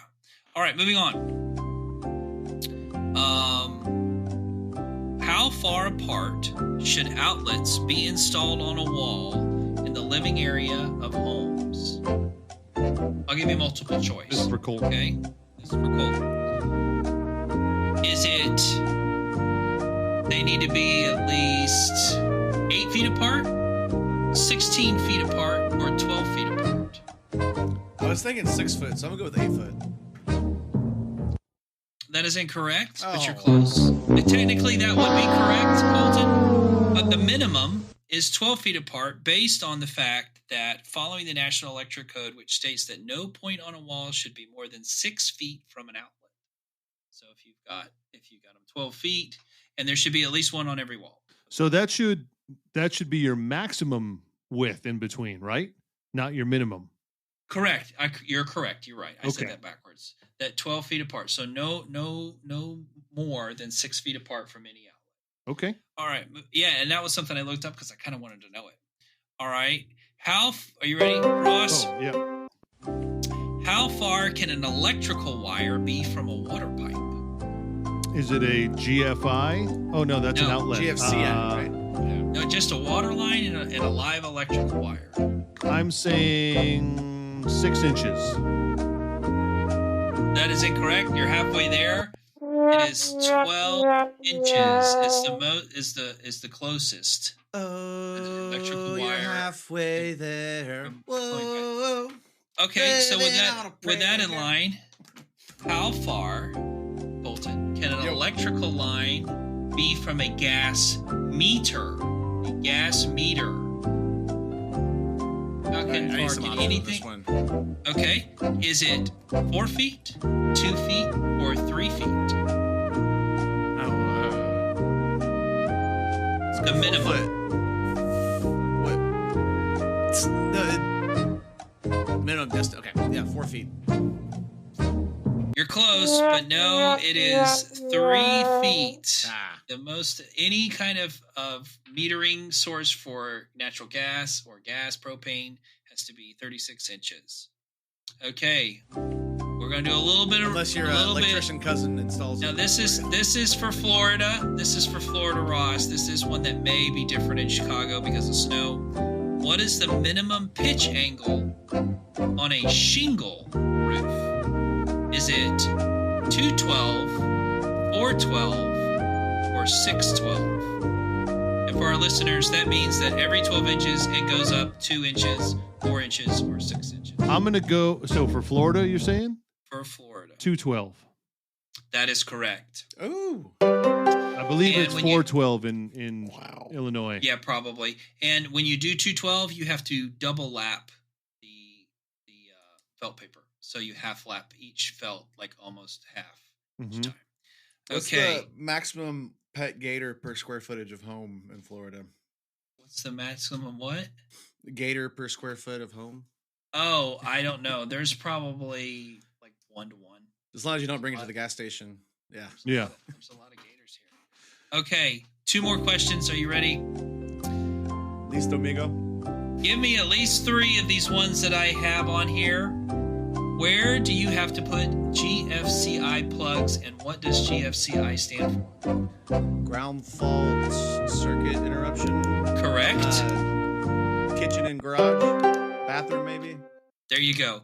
Bathrooms, kitchens, garages. Other ones, anything outdoor. Crawl spaces, unfinished basements, boathouses, laundry rooms, wet bars, pools, and spas. I got a fun fact on GFCIs too. So when I was trying to set up in my garage, my CNC, right, my bigger one, the X-Carve Pro. So it has a VFD on it, right, that controls the speed of the spindle, and VFDs, they read signal differently, right? Like they take it, whatever. Don't need to get into that. But it was kicking my GFCIs, and I couldn't figure out for the longest time what was going wrong. But yeah, luckily I still had one old outlet that wasn't GFCI in my shop that I was able to run it to. But yeah, you can change out always. Oh, so good. GFCI typically only has to be put in, if you're talking in a garage, anywhere within 4 feet of a water source. So if you have a slop sink or something like that, you would have to put it in. But if you do not have water source anywhere else in the garage, they can be standard outlets. Yeah. In Florida, they have to be, the whole thing has to be on a GFCI circuit, so they have to be daisy chained off that one. Yeah. And Houston's probably different, though. You can probably get away with it. Yeah. You can also do a GFCI breaker, but it turns out those things are like $100. Did you know that? Yeah. Really? Have you ever bought one? They're freaking expensive. For something that's only a few bucks. Wait, so and complete honestly though, when I was setting up the shop, that was before I worked for the automation company, and I had no idea what the GFCI was. And we had Crystal's cousin over here who was almost an electrician at that point, setting up this sub panel, so I wasn't busting breakers all the time. And he was like, "You want GFCIs?" I was like, "Sure, yeah, might as well go all out." I didn't know that they were a pain in the butt. I was like, "Yeah, that's the good ones, right? Sure." Yeah, they can cause problems. Okay, last one. This is for you, Ross. This is a fun one, and this might be hard for you because you're working on an old house and it's changed since. Okay. What is the standard circuit breaker size for a residential home's outlets, and what gauge wire? We're talking about an oven, nothing like that. So your what standard amperage? I know it's 14 gauge wire. Correct. Your typical lighting, especially with LEDs and stuff. Lighting and outlets, I would say 15 amp is your minimum. That is correct. 15 amp circuit is your standard. Okay, and so on a 20 amp circuit, what size gauge wire do you have to have? 12. That is correct. 12. Right. It's bigger as you go down, which makes no sense. So those are your questions. I will leave you guys with a little nugget to think about and maybe research and figure this out on your tape measure when you pull it out. most of our tape measures that we use, Fat Maxes, Milwaukee's, there's a little black diamond every so often on your tape measure. Oh, I know this one. What is the little black diamond? Okay, what is it? So they come every 16 inches, and that is so that when you are marking out framing. Nope. That's the stud one. There's another one, and it's in a really weird spot. Look at your tape measure the next time you get it out. There's a little black diamond. Is that for finding an angle, like on a 2x4? I will give you a clue. It doesn't have to do with woodworking. It has to do with another trade. Electrical? Nope. Probably a plumbing thing, but nope. I had to yard work. I tried to Google it one time, but I actually worked with a guy on a commercial building. That'll be a hint. And he's like, "Oh, it's for this. It's for doing this." And I was like, "Oh, I have no idea anything about your trade, so it's pretty cool." It's not paint. What is the trade? Drywallers? No. No. I'll give you a clue. It has to do with structural.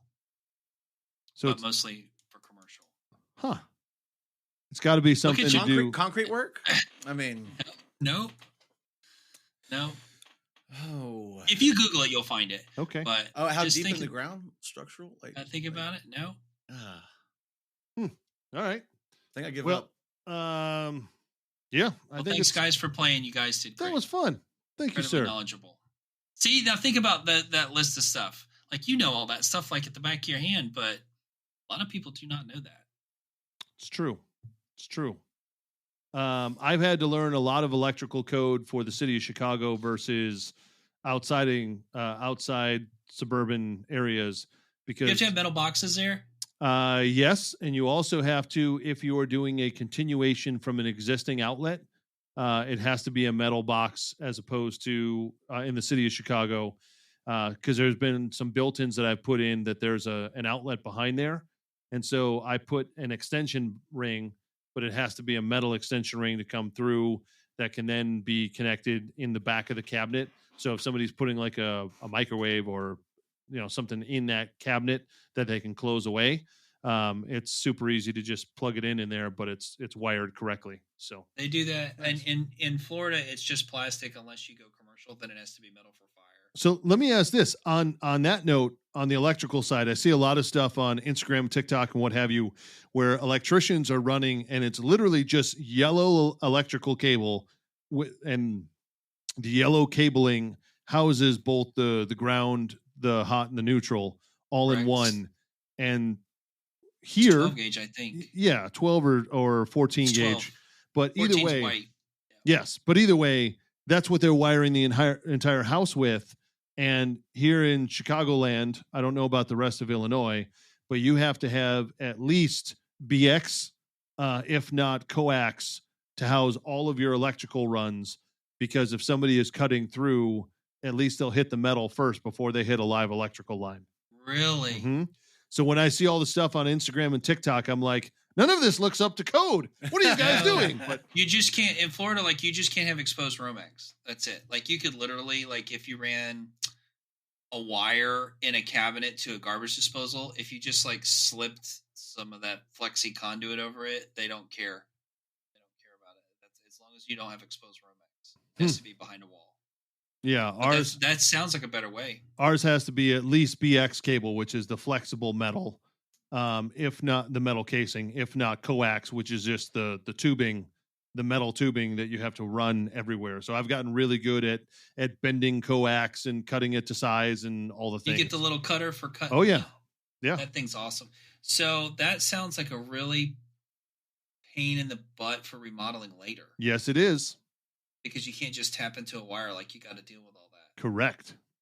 But I've gotten very good at doing all that. It's good for fire. It's great for fire and all of it comes down to fire protection. In the town that I live in, if your house is older than 1994, if it was built before then, you're grandfathered in. But if you do any renovations, you actually have to put in full sprinklers in the house. So if you're doing an addition or putting in tearing stuff back to studs, you actually have to put in sprinklers in the entire house. Is it because the houses are so close together? No, in fact, they're quite far apart, but it has more to do with the fire protection district is because it's a volunteer department and it takes a while for the guys to come to the department or the firehouse to then get out to the wherever people live.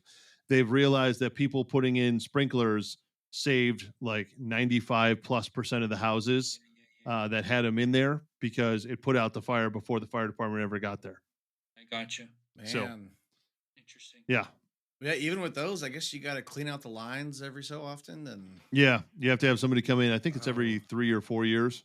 I don't know. I was thinking it was because the mayor's cousin sold fire sprinklers or something. No, I wish it was something like that. That would at least be explainable. But it was all for the safety of the town. So well, if it's for safety, he got a tip off from a fire protection company and got kickbacks. That's exactly why. Invest in fire protection or sprinklers right now. How much does it cost to put fire sprinklers in a house? A lot, right? It depends on how big the home is. Yeah, that's insane. I mean, that's good, but it's also insane. Yeah, but you're looking at on average an extra $5 to $20,000 depending on the house as you're doing the build. I'd be worried somebody break one. Yeah. Yep. All right. Well, time to start drinking. Showtime! The whiskey of the week. The whiskey of the week coming into this week, it was the Chivas 18, hailing back to one of the earliest whiskeys that we did in this whiskey of the week challenge. Colton, were you able to procure it and did it dandy? I sure was. Excellent. So that's Chivas 12. Right. Oh, but I was in such a hurry. I just grabbed it. That's okay. Let's hear what your thoughts are on the Chivas. Which one were you? It was supposed to be the Chivas Regal 18-year-old. Oh, crap. Well, the 12 is still really good, too. 12 is a fantastic everyday drinker. Yeah, my bad. I was just thinking Chivas and okay. You're good. But, wow, like, okay, so if this one is as good as I'm about to tell you it is, I'd really like to try the 18 now. Crap. I missed it. It's 6 years better. Yeah, it's a drastically different blend. I'll tell you that in a little bit. Is it really? Go ahead. Oh, yeah. Okay. We'll get into that. This will be interesting. So, yeah. So right off the bat, just sniffing it. At first I was like, oh, it's fruity. Like, right? Like, and then like when you really deep down and just nose it, it's like, oh, it is a Scotch, isn't it? But it comes off fruity. Then I was like, wait, it's more of like, it's not quite fruity. It's more like a buttery sweet, you know? And then like it kind of follows through with that notion on the palate, and it's almost kind of creamy, like on the end, and like I got like a lot of like caramel butterscotch, if you will. Yeah, and yeah, I really liked it, man. It was surprising. So we've had this one before. So we've had the Chivas 18 before, but not the 12. Okay. I want to talk about how they're different, but to kind of like paint the picture of this whiskey, please do. It's like, so pretend like all the Scotches are doing like a family Christmas. It's a family Scotch Christmas, right?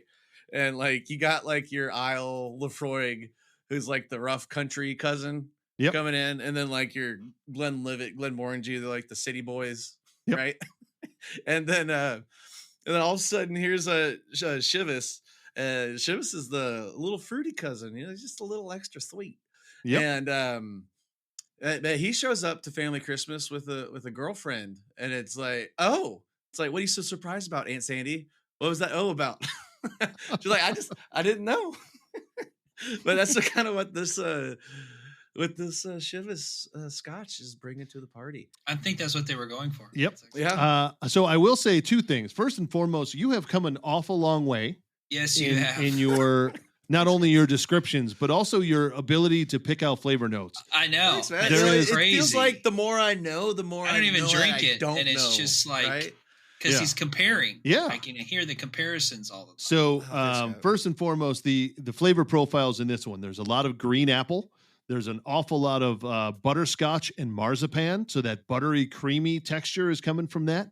You do get a little bit of the smoky tone because this is a blended Scotch versus a single malt. And a blended Scotch is very different than a single malt because each single malt, each distillery that is making a single malt is really only making one flavor. And then how they age it and how long they age it give you very different flavor profiles. But if you think of it like this, you probably have, you know, one friend that you go drinking with and one friend that you go golfing with and one friend you go to a ball game with. And it's rare that they overlap, but like having single malts would be like pinpointing a specific friend for certain occasions. Mm-hmm. Having a blended scotch, which is typically a combination of anywhere from 30 to 40 different single malts and anywhere from 3 to 5 different grain whiskeys added in as well. It's like going out with 40 to 50 of your best friends on one night. And there's a lot more side stories that happen. A lot of people get along you didn't think they would, but you don't always want to go out with 40 people in one night. So it's really a question of what kind of night you're looking for. Now, overall, Chivas tends to lean more towards the Speyside feel, which is northern Scotland, tends to be a lot more of your fruity and floral tones, definitely a little bit more buttery. But the benefit of a blended scotch versus a single malt is a blend pulls from whiskeys from all over Scotland.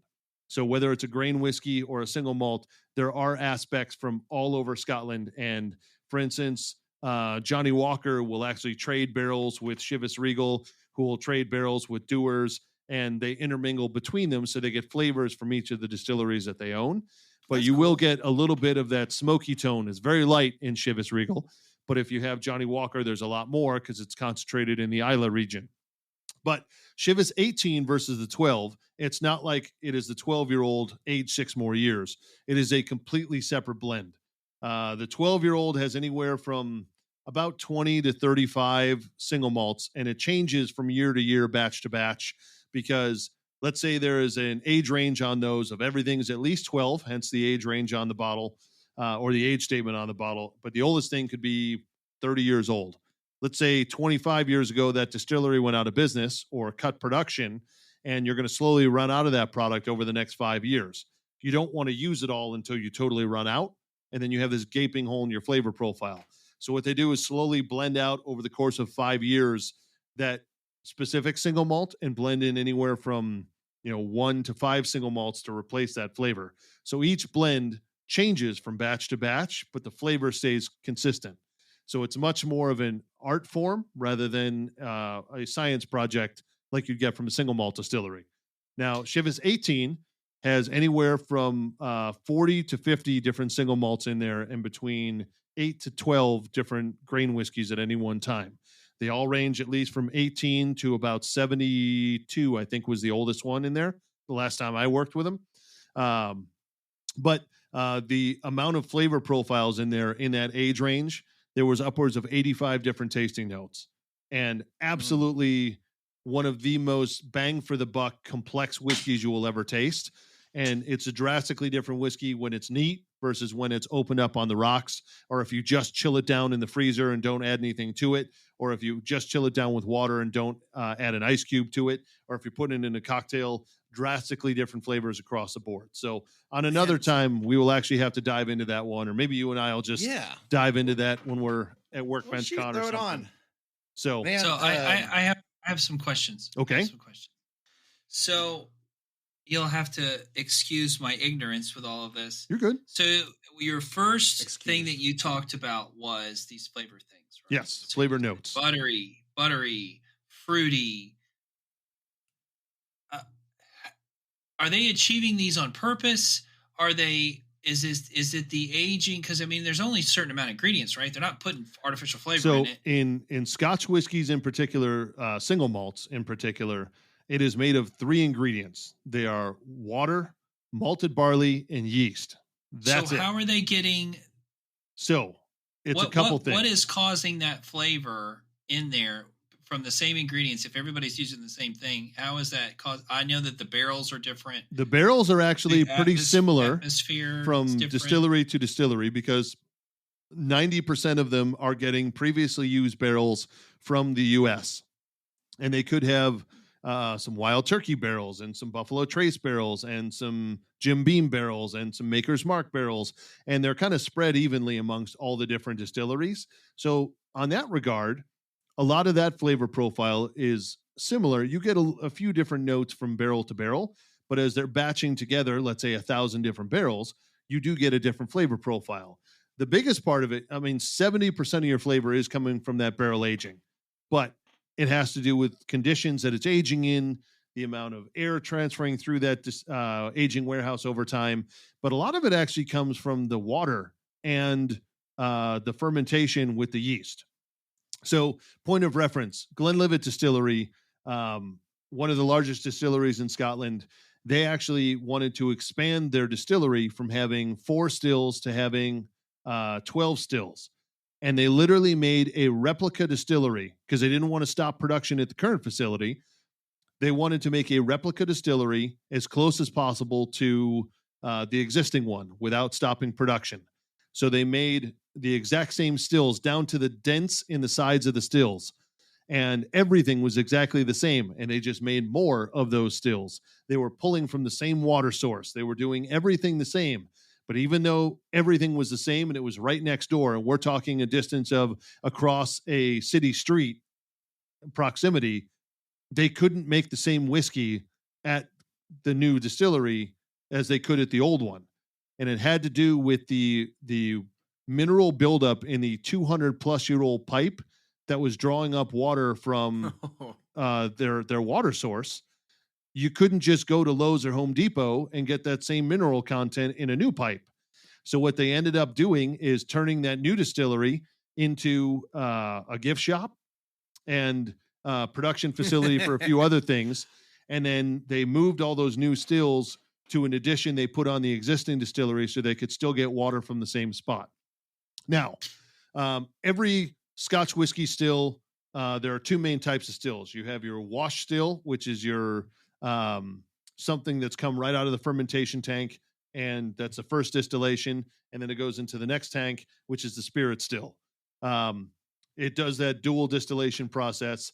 The shape and size of the still do give you a very different characteristic to the whiskey. The taller and skinnier that still is, the lighter and less complex that whiskey will be. The shorter and fatter that still is, the heavier and more complex it'll be.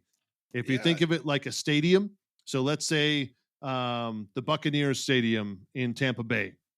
If you give 1,000 people tickets to go see a Bucs game, and they're 100-level seats, anybody can walk in from ground level, even if they weigh 1,000 pounds or 100 pounds, they can all walk in to that 100-level seat and go sit down. That would be like a short, fat still. The heavy vapors, medium vapors, light vapors, they all make it in. So it's a very wide mix in that still and flavor profile to the vapors and the oils that are coming into it from the distillation process. But if those are 300-level seats, somebody who weighs 1,000 pounds is not walking their ass up to a 300-level seat and all those stairs. Typically, it's going to be your 100-level seats or your 100-pound people, your lighter vapors. They're the ones who can make it up all those stairs to then get into that game. So the complexity of the whiskey, the taller the still is going to be a lot less because you're going to have much more fit, lighter people making it to those top seats. So if you think of the whiskey stills in the same way, it's going to give you a less complex flavor the taller and skinnier that still is. If it's a real fat still that's real short, you're going to get really, really complex whiskey with a lot of oils and fatty acids still mixed in that mixture. Whereas if it's a tall, skinny still, it's going to be super light, super, super delicate, not a whole lot of complexity to it. So basically what you're saying is that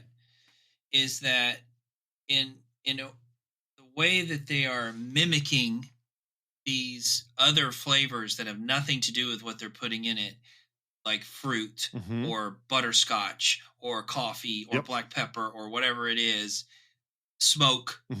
They are mimicking these flavors they have figured out over eons of time of doing this, the water, the stills, the atmosphere, the temperature, the barrels, the yeast, where they get their barley, all their different ingredients from.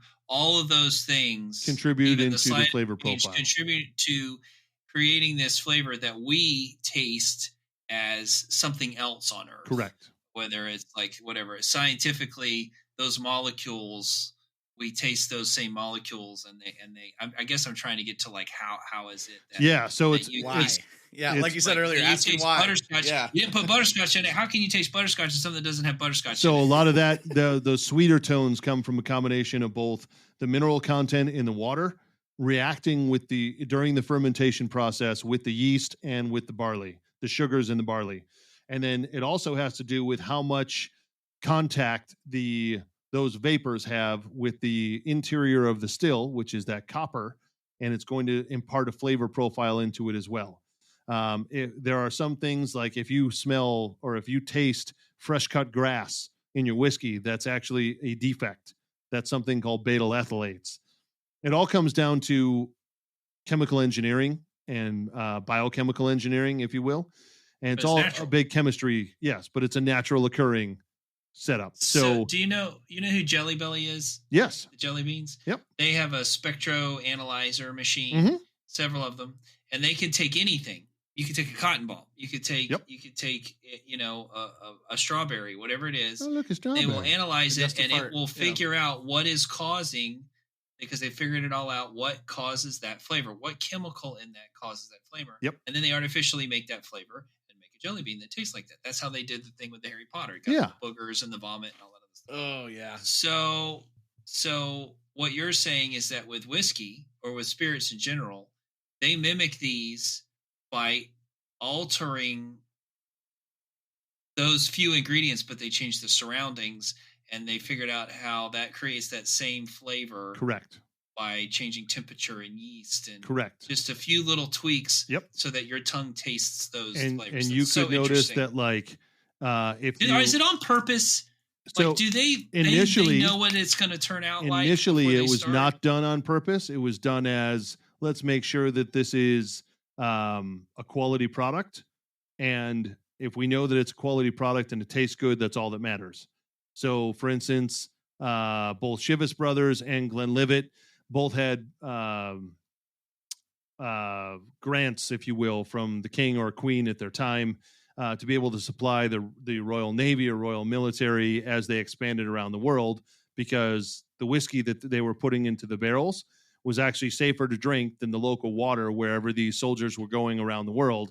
If you bring, 1,200 soldiers from Britain over to Australia or over to India or whatever, they're going to get dysentery, they're going to get typhoid, they're going to get all kinds of issues, and you could kill off your entire fighting force, and you just wasted a ton of time. So they had rations. They had to drink whiskey each day.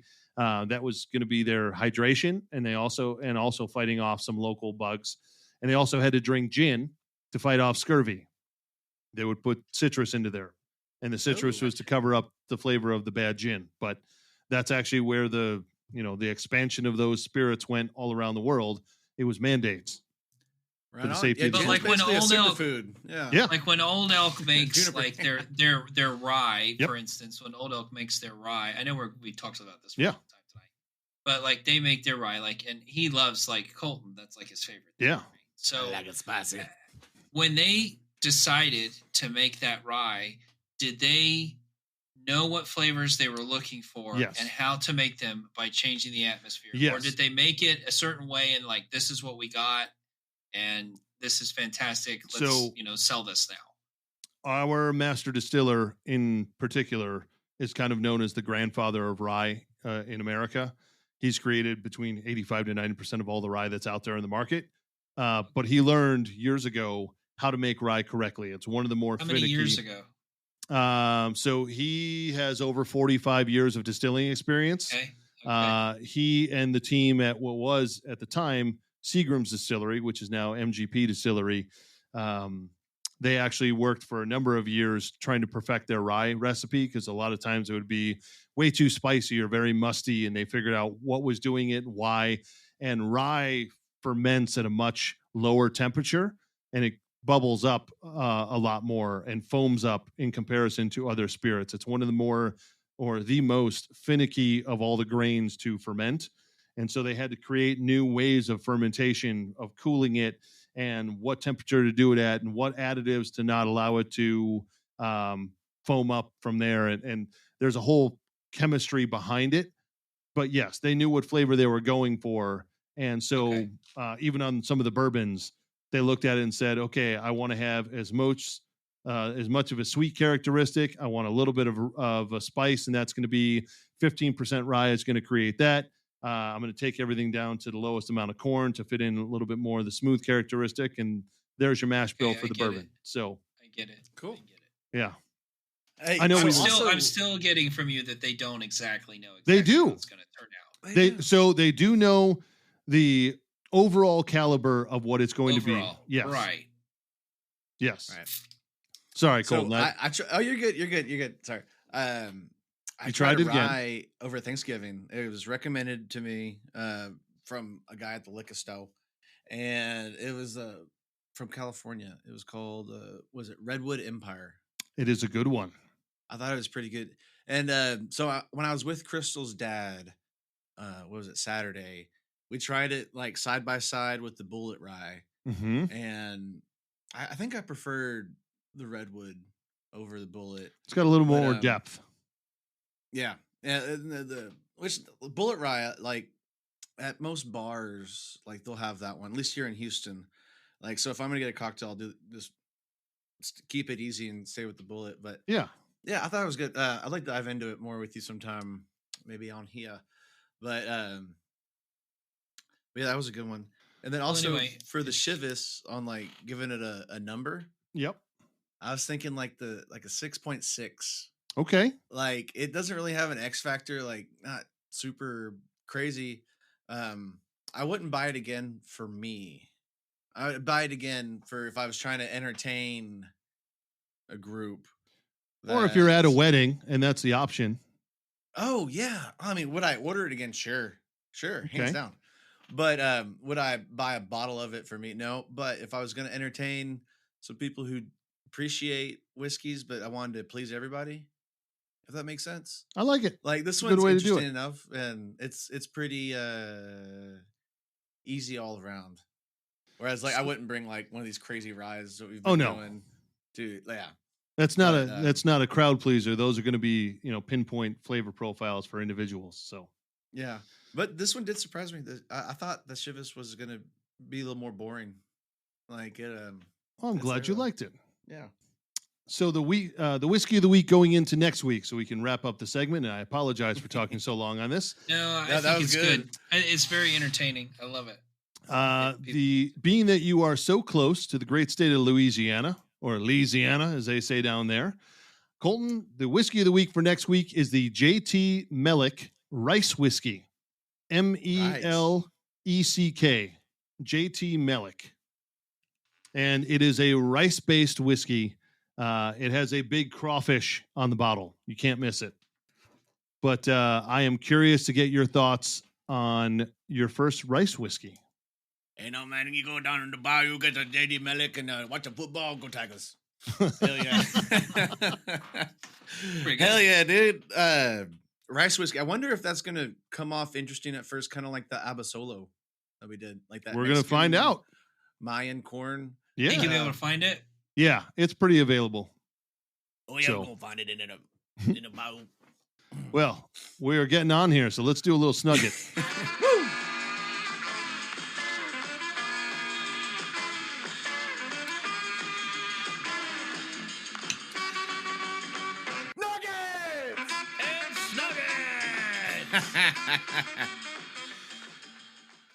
All right, gentlemen, who wants to kick it off this week? I'll kick it off. All right, you take it. So this is something that my father did, and he never told me, he never said it, but I watched him do it for a long time. And it works with woodworking so well, I can't even begin to describe it. And Ross, you're a big fan of this. You do it a certain way. But we were talking about measurements today. Mm-hmm. Right? So say, for instance, I'm going to cut a board that is going to fit in between two other pieces. Right? Mm-hmm. I take my tape measure and I hold it up and I look at my tape and I look at the measurement. And, it could be not quite on a 16th. So you got to kind of like remember where it was on the thing. And then you go over and then you pull your tape and the little end moves a little bit, right? Mm-hmm. You got to hope it's not worn. And so then you're like so then your measurement, and you can cut it like right perfect. And then you make your pencil mark. And then your hand's only so accurate. They got all these things throwing it off. Yeah. So you use a ruler, same thing. And so there's all these, and you go to put the board in, it doesn't fit. It's too short. It's all these different things. Hold it up and mark it. Hold it up and mark it. If it is any way possible to hold the piece where it's going to go and mark it. The best way to mark it is with what Ross uses, which runs all of his aprons, is a marking knife. If you buy a marking knife and you get good with it, it only takes a light mark, but man, that's that's almost too accurate sometimes. That is like exactly perfect. And then you cut that with your saw on that little spot. But I just use a little Bic mechanical pencils that are like a nickel. Mm-hmm. And, you lose them. You buy like 100 pack and they're all over the place. Yeah. Those make a pretty fine. They're like 0.7 millimeter leads, I think. Somewhere around there. Yeah, 0.5, 0.7. And just hold it up and mark it. And you will be on the spot. And you just got to know which side of the line you're going to cut on. Right? So to add on that, whenever you make your line, make an X on the waist side. Correct. Yeah, that's a good thing to remember too. If you got a big long board, especially been a long day. Yeah, absolutely. It's way too easy. And so sometimes you're gonna learn your saw, and like sometimes you're gonna have a little bit of wood peeking over to that line. Maybe that might be if you're making a mark where there was a rolled edge or not a sharp edge to mark to. But holding up things and marking them eliminates all human error out of it, as long as you hold it up to it properly and make the mark. Because then you don't have to worry about holding your tape. You don't have to make a measurement. You don't have to do anything. You just cut it, and it's exactly, if you cut it exactly where you made your mark, then it's always going to be exactly the right size. And with like stucco and stuff, it's just faster too. Yeah. Because pulling a tape. The other thing is that if you do pull a tape and you make a mark on a board, for some reason, like the guy that was working with us, he would mark a piece, and then he would mark it with a square. And I'm like, so like say it was 12 inches. He would mark that, and then he would take his square out, and he would mark where the square was, and then put it in the chop saw and cut it. And I'm thinking to myself, the chop saw is still going to cut what it's going to cut. It's not, if the chop saw's at a square, that line that you made is not making the chop saw cut it straighter. No. If that makes any sense. So when I plus if you draw with a square where you made your mark, you could be off a little bit. You could be on the one side of the line or the other. So just make a little tiny mark when you go to make a mark, a little itty bitty mark. And generally I like to make it closer to the outside of the blade, because, like on a chop saw specifically, you can't touch the blade down in the back. You have to touch it down in the front to see where it's going to cut. So make your marks in the front. But just doing those like little couple things, you can get extremely accurate cuts without ever using a tape measure. I like it. Right on. Yeah, and there is some justification too for using the square, like after. Like say you made your mark where you start and then you slide it a little bit. Well, that's different. You want to start right there. And also if you're using a miter saw that's not sliding, like your blade's only going to touch at one point, and you may not have put your dot at that one point. Right. You want to, make your dot. Yeah. If you can't make a dot where you can transfer the blade. Yeah. I was just saying, just fine. I don't always do it myself, but Colton, what do you got? I got a nugget, and it's a little more general this week, not as tactical as that, Jess. But it's one thing I learned kind of recently, last few weeks, like in person, and it's to like be like when you're talking to a customer, right? Like so all the time we're bringing stuff either in or out of people's homes, and I'm having to explain what we're doing in terms. It's to be like somewhat overly confident in what you're saying. And it's not that I'm not confident in like what we're doing or how the chemicals are reacting and all this stuff, but it's that I was thinking about it kind of like in engineering, there's very few absolutes, right? Like you could say this cup absolutely weighs a pound. It's like, well, not if you go higher in the Earth's atmosphere, then it's gonna, not if you're on Mars, right? And there's always a what if, and I caught myself being too much into that, and then so it came off to the customer like less confidently. Correct, because you didn't know what you were doing. Whenever I would consider all the things, whereas like if you just take out like the outliers and give your answer more blankly, it's better accepted a lot as well. And we had Rick on last episode, and Rick is the epitome of oh, I love you, Rick. Overconfident, I guess. Maybe not. I'm not gonna say over, but he thinks don't stink a lot of times. And it's in a very good way. He is humble. Don't get me wrong, but yeah, especially in front of a customer, he thinks his shit don't stink, and Yeah. So I've been having a little bit more of that. And I remember one conversation specifically, like today, even we had a very picky customer and we were returning a bunch of stuff. And I just very confidently gave my answer on a kind of there was like a sketchy corner. And it's like, all right, on something I normally would have had pushback. I felt like I would have had pushback on. And yeah, it felt really good. Nice. So what you're saying is be confident, don't be arrogant. Mm-hmm. Yeah. And and it's not just confident, this, don't be all like, but well, technically if we did this then that, but just like pick your one route that you're going through. I know I'm trying to cover a lot of stuff generally, but like, can you give an example specifically? yeah, so like a touch up on a piece, like say we're taking in I'm in a customer's home and there's like a big gouge in a tabletop, right? And technically you could just use like a mica powder with a rattle can pre-catalyzed lacquer and color it, and that might hide it better. But for a tabletop, that's not going to work well, as opposed to where you could use like a melt stick or even like a burn-in stick to fix it. I love burnt ends. Yeah, there's all these different options, but they're not really good. What they really need to do is let you take it back to your shop and do whatever filler is best for that wood and refinish it. And instead of being like, well, you could do this and this and that, just say what answer you think is best. And like this is what you need to do. Jess, if you remember in your days of playing drums and recording, yes. If you've ever had to record vocals before, most engineers will say, if you're going to be wrong and strong.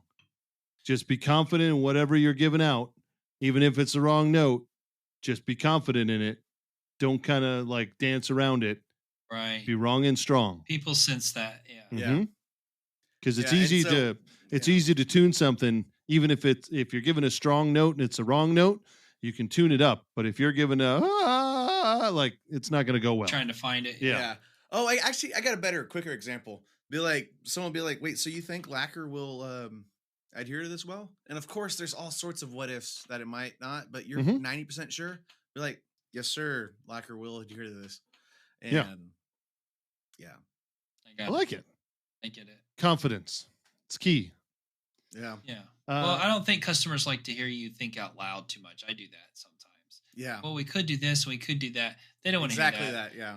Yeah. You just like, all right, we're going to do this. I think this is the best. Yeah. Just pick a route and run with it. Yeah. Yeah. Mm-hmm. Wrong and strong. Yep.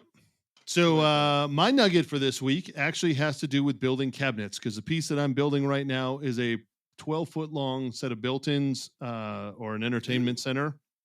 And it's actually in 3 different segments. 2 of the segments on either end are mirrored of each other. And then the middle segment is around an electric fireplace. So it's a whole rigmarole of what's going on. But my snugget or my advice for this week is actually going to be, when you're building the walls of cabinets, before you do any dry assembly and before you do anything else, make sure you've done all the parts that have to happen on the interior of the cabinet. I.e., if you have to drill for shelf pins, do that in advance. If you have to do any kind of a dado for lighting or electrical, do that in advance. If you have to do any kind of pre-layout for dominoes for alignment or connection for even pocket hole screws, do that all before you try and assemble the damn thing. Brackets for drawer glides. Yeah. It's a lot easier to do when it's laying as a piece on your bench to just put everything in than it is to try and do it once the damn cabinet is assembled and you go, damn it, I really needed to do this one thing.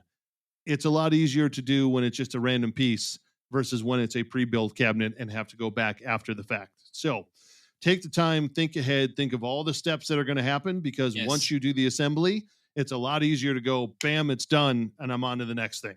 So think ahead is my advice. I'm big on finishing a lot of stuff before we even assemble it.